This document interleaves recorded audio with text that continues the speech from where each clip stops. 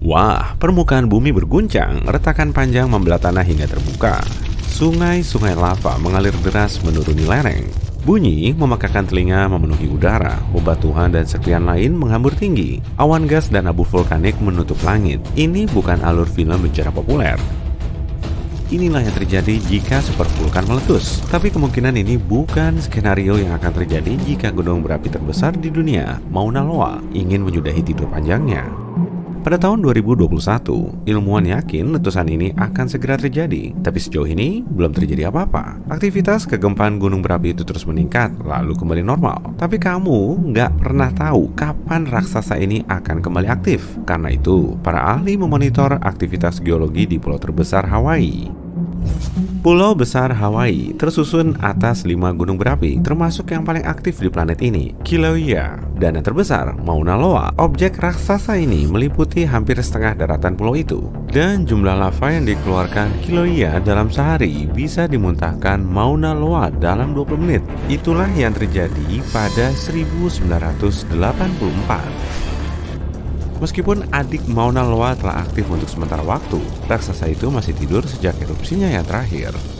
Tapi, baru-baru ini, Observatorium Gunung Berapi Hawaii telah merekam lebih dari 200 gempa bumi kecil di bawah Mauna Loa. Ini mungkin berarti meningkatnya aliran magma di bawah sana.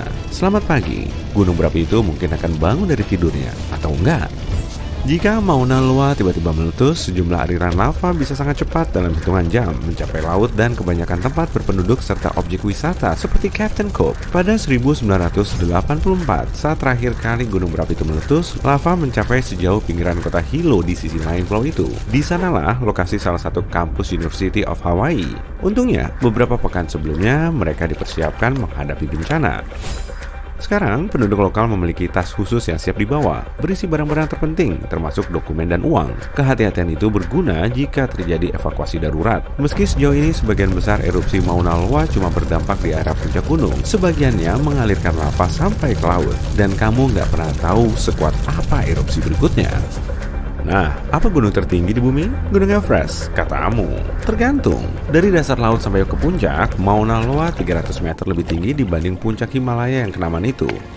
Gunung berapi ini begitu besar hingga menjadikan lempeng Pasifik tempat gunung ini berada benar-benar merosot karena bobotnya. Ilmuwan bilang ketika gunung berapi raksasa ini meletus, volume lava yang keluar per menit akan mengancam jiwa. Mauna Loa telah meletus secara teratur hampir tiap 6 tahun. Dan meski erupsi terakhirnya terjadi sekitar 40 tahun lalu, ilmuwan merasa yakin letusan itu akan terjadi lagi. Sekarang, ingat adegan yang ditampilkan di awal video? Nah, tenang, ini nggak mungkin terjadi pada Mauna Loa. Soalnya, gunung-gunung berapi di pulau besar Hawaii termasuk Mauna Loa nggak mudah berubah. Mereka termasuk kategori gunung berapi perisai.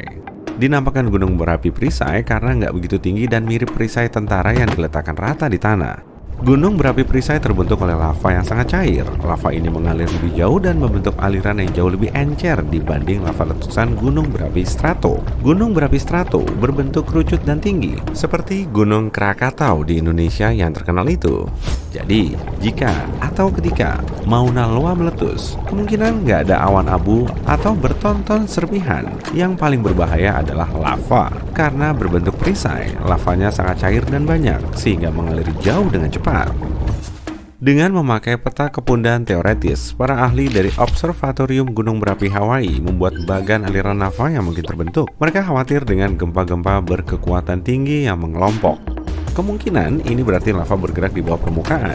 500-600 gempa bumi per hari adalah alasan serius untuk sangat waspada. Di sisi lain, ini nggak selalu berarti bencana atau erupsi yang tak bisa dihindari. Sekitar 1 dekade lalu, beberapa gempa bumi yang terjadi bersamaan menandakan sesuatu terjadi di bawah Mauna Loa. Tapi letusan nggak terjadi. Alih-alih, setengah dari gunung berapi itu bergeser sedikit ke selatan. Mungkin dengan begini, Mauna Loa memberi ruang lebih bagi magma agar cukup lapang untuk tetap di bawah permukaan. Nah, sekarang kita kembali ke erupsi dahsyat yang kita lihat di awal video. Itu yang sering terjadi jika supervulkan meletus. Supervulkan adalah gunung berapi yang setidaknya pernah meletus sekali dengan indeks letusan vulkanik 8. Yaitu angka terbesar yang tercatat dalam indeks itu. Supervulkan seringnya sangat besar tanpa kerucut sama sekali. Itu karena biasanya sisa-sisa dapur magma raksasa yang pernah bergejolak meninggalkan kaldera. Ini biasanya ditemukan di atas titik panas. Supervulkan bisa menghasilkan erupsi super, dan ketika ini terjadi, supervulkan akan menyemburkan lebih dari 1000 km kubik abu, batuan leleh, dan gas panas ke udara. Dengan kata lain, 4 erupsi super bisa mengisi Grand Canyon sampai penuh. Supervulkan terbentuk ketika magma bervolume raksasa yang panas mencoba keluar dari kedalaman bawah tanah. Magma itu naik ke dekat permukaan, tapi nggak berhasil menerobos kerak bumi. Karena itu, terkumpullah kolam magma besar yang menggelegak dan bertekanan di kedalaman beberapa kilometer saja. Tekanan terus bertambah karena lebih banyak magma yang mencoba naik ke permukaan, sampai terjadilah erupsi super. Erupsi super terkini terjadi di Selandia Baru. Nah, kalau aku bilang terkini, maksudku sekitar 26.500 tahun lalu. Aku belum lahir saat itu.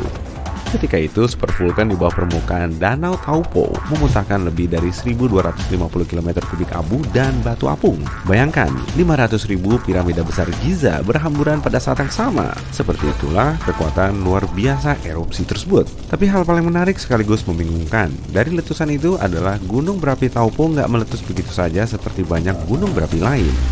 Awalnya semua berjalan seperti biasa, lebih dari 833 km kubik magma menumpuk di bawah permukaan dan tekanan makin besar. Tapi setelah batuan retak dan bagian pertama lava menyembur keluar dari kawah, terjadi masalah dan supervulkan itu beristirahat. Baru beberapa bulan kemudian erupsi dahsyat mengguncang tanah dan ribuan ton lava, batuan, serta abu melayang tinggi ke atmosfer. Tapi umur supervulkan belum berakhir. Yang paling kenamaan mungkin supervulkan di Taman Nasional Yellowstone. Raksasa ini setidaknya mengalami 3 kali erupsi sangat kuat dan entah berapa kali erupsi yang lebih kecil. Jika monster ini meletus sekuat erupsi 2,1 juta tahun lalu, ia akan memuntahkan lebih dari 2.450 km kubik materi merah membara. Mungkin akan lebih mudah dibayangkan kalau dikatakan volume ini sebanding dengan 65 juta Rotunda Capitol di Washington DC yang ditumpuk jadi satu.